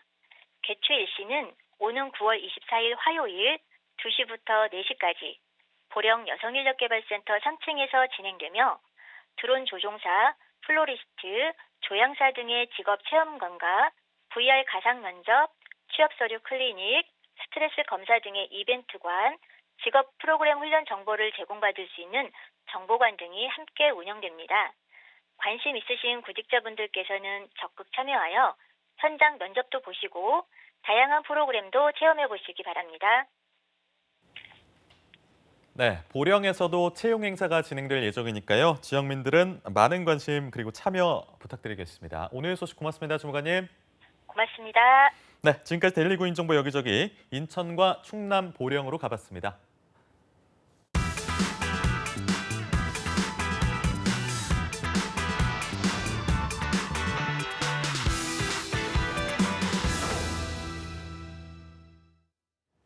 아직 은퇴를 말하기에는 이르다. 끝이 아닌 인생 2막을 꿈꾸는 신중년 세대를 위한 직업 소개서 브라보 마이 뉴 라이프 시간입니다. 오늘도 강지수 캐스터와 함께 하겠습니다. 어서 오십시오. 안녕하세요. 네, 제가 오늘 혼자 진행을 하다 보니까 말할 사람이 생겨서 참 기분이 좋은데 주말에 계획 어떻게 잡고 계세요? 우선 이번 주말도 어김없이 저도 근무가 있기 때문에 내일 이제 출근을 할 텐데 지금 태풍이 북상하고 있잖아요. 그래서 아무래도 내일은 정신없이 좀 하루를 보내지 않을까 싶습니다. 그러니까 태풍 같은 좀 기상 특정 상황이 생기면 네. 기상캐스터분들은 굉장히 바쁘시겠어요. 날씨 네, 팔로우하느라고. 그렇죠. 아무래도 이제 태풍 경로 같은 게 좀 시시각각 바뀌기 때문에 그것들을 바로바로 반영을 해서 이제 시청자분들에게 전달을 해드려야 되기 때문에 좀 예민하게 좀 방송에 좀 임해야 되지 않나 싶습니다. 네, 이번 주말 화이팅 하시고요. 오늘 어떤 직업 소개해 주실 예정입니까? 네, 취준생들을 직장을 마련하는 궁극적인 목표 중 하나가 바로 내 집 마련이 아닐까 싶은데요. 혹시 교욱 씨는 어떤 집을 꿈꾸고 계시나요? 저는 서울에 소재하고 있는 요즘 아파트 사기가 굉장히 어렵다고 그쵸, 들어서 어렵죠. 열심히 돈 모아서 아파트 장만하고 싶습니다. 지수 씨는요? 저도 저 역시도 서울에 소재하고 있는 아파트를 소유한다면 정말 좋지 않을까 싶은데요. 서울만 좋은 건 아니지만 어쨌든 그렇죠. 그런 서울이 목표는 저희 근무지가 서울이기 때문에 아무래도 서울이면 더욱 좋을 것 같은데 네. 네, 그렇게 꿈에 그리던 집을 마련을 했는데 만약에 뭐 화장실 천장에 누수가 있거나 이런다면 정말 그 기분 상상이 가시나요? 그러니까 숨만 쉬고 돈 모아서 집 샀더니 그러니까. 물 새고 이러면 근데 맞습니다. 누수라는 게 굉장히 심각한 문제지 않습니까? 누수 되면은 굉장히 속상하고 집주인분한테 그러니까 이전 집주인분한테 뭐 그쵸. 연락을 하거나 해야죠. 네, 맞습니다. 그런데 상상의 상황을 한번 더 해보자면 집을 사는데 알선하고 중개했던 부동산 중개인이나 그리고 집주인에게 항의를 했더니 집 사기 전에 다 확인을 해야 되는 부분이 아니냐라고 이렇게 한다면 너무 화가 나겠죠. 그러니까 엄청 화가 나긴 하겠지만 사실 내가 집을 직접 본 게 맞으니까 일정 부분 나한테도 책임이 있다라는 생각이 들긴 합니다. 네, 아무리 꼼꼼하게 체크를 해도 놓치는 부분이 있을 수밖에 없는데요. 네. 미국에서는 이런 일이 발생하는 것을 미리 예방하기 위해서 주택 하자 여부를 파악하고 또 주택 구매자를 위해서 전문적으로 집을 검사해주는 사람들이 있다고 합니다. 이들을 주택 하자 평가사라고 부른다고 하네요. 오늘 소개해 주실 직업이 그러니까 주택 하자 평가사. 미국을 예로 들어주셨는데 한국에도 있는 직업이 맞죠? 현재 국내에서는 주택 하자 평가사라는 이름으로 활동한 전문가는 아직은 없다고 하는데요. 그런가요?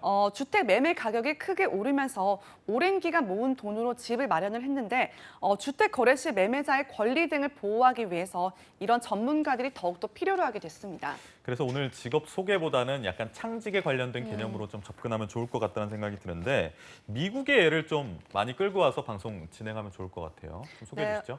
네, 맞습니다. 집을 사기 전에 전문가가 집을 철저하게 검사를 하고 또 하자가 있는지 살피는 것이 북미 지역에서는 당연한 절차로 여겨지고 있다고 하는데요. 예. 이런 일을 홈 인스펙션이라고 부르면서 전문적으로 해주는 사람이 바로 주택 하자 평가사라고 합니다. 예. 미국에서 인스펙션 제도가 정착된 것은 1970년 중반부터라고 하고요. 일부 주에서는 주택을 매매할 때 홈 인스펙션을 의무화하고 있다고 합니다. 여러분 하자라는 단어가 약간 좀 어감이 생경하게 들리시는 분들도 있겠지만은 제가 방송 전에 찾아보니까 순우리말로 결함보다 오히려 더 어울리는 말로 확인이 됐습니다. 그렇습니다. 주택하자 평가사 업무는 어떤 걸 하게 됩니까? 네, 주택하자 평가사는 주택의 철저한 검사를 통해서 문제점을 찾아내고요. 또 하자가 발견 시에는 해결 방안을 제시하는 등 주택 구입자가 주택을 구입할 때 정확한 판단을 할 수 있게 도와주는 일을 담당하고 있습니다. 주택 검사는 구조, 전기, 그리고 배관, 난방과 지하, 부엌, 인테리어 등 8가지 분야를 중심으로 이루어진다고 하고요. 일반적으로 약 3시간 동안 소요가 된다고 합니다. 고객이 구입하려는 주택에 직접 방문을 해서 일반 구매자가 확인할 수 없는 외벽의 누수나 구조적 안정성, 그리고 지붕 검사나 보일러 검사, 지하실 누수 등을 검사하고 또 검사 후에는 주택 구매자에게 주택 상황에 대한 객관적인 설명을 해주는 역할을 담당하는데요. 주택 구매자는 검사를 진행하는 과정에 입회하게 되는데 이 과정에서 수리를 요하는 곳이 나올 경우에는 수리 비용 등을 고려해서 계약을 하거나 계약을 취소할 수 있다고 합니다. 근데 이제 우리나라에서는 이런 결함 같은 거를 구매자가 직접 하나하나 다 뜯어보면서 좀 검사를 해야 되는데 전문가가 함께 한다면 신뢰를 가지고 좀 믿음을 가지고 맞습니다. 구매를 할 수 있을 것 같다는 생각이 듭니다. 근데 업무 들어보니까요. 감정평가사하고 좀 어느 정도 일맥상통하는 부분이 있는 것 같아요. 네, 맞습니다. 감정평가사 닮은 부분들이 많은데요. 주택하자평가사와 관련된 직업으로도 감정평가사를 둘 수가 있다고 합니다. 예. 감정평가사는 판매, 구매, 그리고 과세나 자산 처분을 목적으로 토지나 기업, 재산 및 기타 부동산 등의 경제적 가치를 평가해서 그 결과를 화폐 가치로 산정하는 업무를 수행하고 있는데요. 감정평가사가 건물의 부동산 가치로서 값을 평가하고 결정한다면 주택하자평가사는 건물을 구성하는 구조물의 현재 상태에 대한 검사를 통해서 건물의 내외부 및 보이지 않는 결점을 전문가적 식견과 경험으로 찾아내서 조언을 해준다고 합니다. 예, 알겠습니다. 그러면에서 좀 부동산 관련돼서 아무래도 좀 젊은 층보다는 식견이 굉장히 많으시지 않습니까? 신중년 분들이 접하기 좋은 직업이라는 생각이 드는데 맞습니다. 자격증도 좀 일부 간평사는 자격증이 있고 국가고시다 보니까 어떤 자격증이 필요한지 좀 소개해 주시죠. 네, 우선 해외의 경우에는 미국이나 캐나다, 영국 등에서 주택하자 평가사가 되려면 공인 자격증을 취득해야 된다고 하는데요. 고등학교 졸업 이상자에 한해서 자격증을 취득할 수 있는 기회가 주어진다고 합니다. 일부 대학에서도 주택하자 평가사 코스를 개설을 해서 운영을 하고 있고요. 국내의 경우에는 공인 자격증은 아니지만 비영리 단체인 하우스 인스펙터 협회에서 하우스 인스펙터라는 자격을 발급하고 있습니다. 이 기관에서는 주로 건설 분쟁 해결을 도와주는 지원 서비스를 제공한다고 하네요. 네, 창직의 개념으로 지금 접근을 하고 있습니다만 이게 전문가로서 입지를 좀 넓혀간다면 다른 분야로도 좀 활발하게 전직하고 또 이직할 수 있겠다는 생각이 드는데요. 이 부분은 어떻습니까? 네, 주택하자 평가사는 보통 주택 구매자가 고용을 하고요. 보수도 주택 구매자 쪽에서 비용을 지불한다고 합니다. 네. 주택하자 평가사에게 지불하는 수수료는 집의 크기에 따라서 다르고요. 큰 집이나 복잡하게 꾸며진 주택, 특히 내부에 다수의 기계 시스템 설치된 경우에는 비용이 더 들 수 있다고 합니다. 교육 시 말씀대로 이렇게 주택하자 평가사로 전문적인 활동을 하다 보면 건물의 가치를 판정하는 부동산 업체나 경매업체, 건설업체 등으로 진출할 수 있을 것으로 보이는데요. 네. 건설업체에서 사후 서비스 차원으로 건물의 안전도 체크를 대행할 수도 있고요. 또 건물을 팔고자 하는 사람이 재산 가치를 제대로 판단하고자 하는 경우도 있어서 이들을 대상으로 전문적인 재산 가치 판정사로 일할 수도 있습니다. 또한 건축물 안전관리를 주관하는 공공기관에서 일할 가능성도 있다고 하네요. 네, 말씀해 주신 것처럼 뻗어나갈 수 있는 직종이 굉장히 많다 보니까 이 직업의 전망이 좀 어느 정도 밝다 이렇게 예측하면 되는 건가요? 네, 맞습니다. 주거 양식의 트렌드가 빠르게 바뀌고 있어서 새로운 주택에 대한 수요와 거래도 증가할 것으로 내다보고 있는데요. 이런 과정에서 주거 환경을 점검하는 전문가의 역할도 더 중요해질 것으로 보고 있습니다. 특히 주택하자 평가사는 매매자 보호를 위해서 그 필요성이 더욱더 커지고 있는 상황인데요. 예. 앞으로 주택하자 평가사 제도가 의무화된다면 주택하자 평가사는 개인 공인중개사의 시장과 비슷한 규모로 발전할 것으로 내다보고 있습니다. 네, 이렇게 주택하자 평가사의 전망까지 지금 살펴보고 있는데요. 현재 진행 중인 교육이라든가 채용이라든가 이런 게 있다면 좀 소개해 주시죠. 네, 지금 창직의 개념으로 주택하자 평가사이기 때문에 관련 직무를 담당한 채용 정보를 오늘 소개를 좀 해드릴까 하는데요. 관련 직무요? 네, 경기도 오산시에 위치한 대건산업개발 임대관리팀에서 직원을 모집합니다.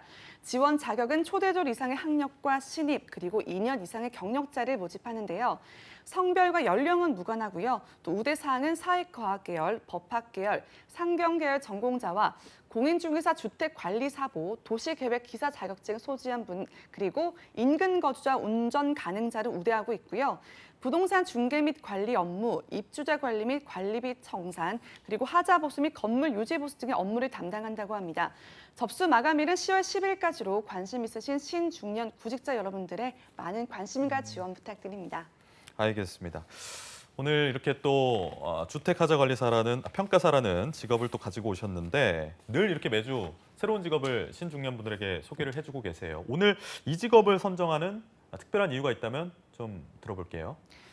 네, 현재 정부가 신중년 그리고 중장년의 고용 불안 문제를 해소를 하기 위해서 굉장히 많은 노력들을 하고 있지만 아직까지는 그 결과가 미비하다고 볼 수가 있습니다. 네. 전 세대가 양질의 일자리 부족을 겪고 있는데 그 와중에서도 우리 신중년 그리고 중장년층이 그동안 쌓은 노하우를 활용해서 인적 네트워크 등을 창의적으로 잘 활용한다면 창직은 분명 가능할 거라고 보고 있는데요. 예. 그렇기 때문에 부동산 관련 일을 하셨던 분들이라면 주택하자 평가사에 충분히 도전해볼 만한 가치가 있을 것 같습니다. 이게 오늘 창직에 관해서 저희가 얘기를 하고 있다 보니까 저도 하나 창직을 해보자면 네. 비슷한 개념으로 중고차 하자 평가사 이런 거 있으면 좋을 것 같아요. 왜냐하면 중고차를 구매할 때 중고차 구매하시는 분들은 약간 이 차가 침수차는 아니었나 아니면 키로수가 지금 뭐 한 5만 탔다고 나와 있는데 10만 탄 차를 좀 이렇게 전기사분들이 살짝 속여가지고 파시는 게 아닌가 이런 불안감이 있거든요. 근데 그쵸. 그래서 이제 차량에 대해서 잘 아시는 분들이 이 차를 좀 미국에서 하는 것처럼 인스펙션 네네. 해가지고 하자를 결함을 발견해갖고 조언을 줄 수 있는 그런 것들 있으면 경희 괜찮겠다라는 씨가 생각을. 한번 도전해보면 어떨까요? 아, 제가요? 네. 한 10년 뒤에 한번 좀 도전해보도록 하겠습니다. 알겠습니다. 오늘 브라운마인 뉴라이프에서는 신중년의 인생 제2막을 위한 추천 직업으로 주택하자 평가사에 대해서 알아봤는데 오늘 함께해 주신 취업 요정 강기수 캐스터와는 여기서 인사하도록 하겠습니다. 고맙습니다. 고맙습니다. 네, 취준생 여러분들 오늘 투데이 잡스 준비한 내용은 여기까지입니다. 저희는 주말 쉬고 다음 주 월요일 오전 10시에 다시 찾아뵙겠습니다. 오늘도 내일도 성공 취업은 투데이 잡스. 안녕.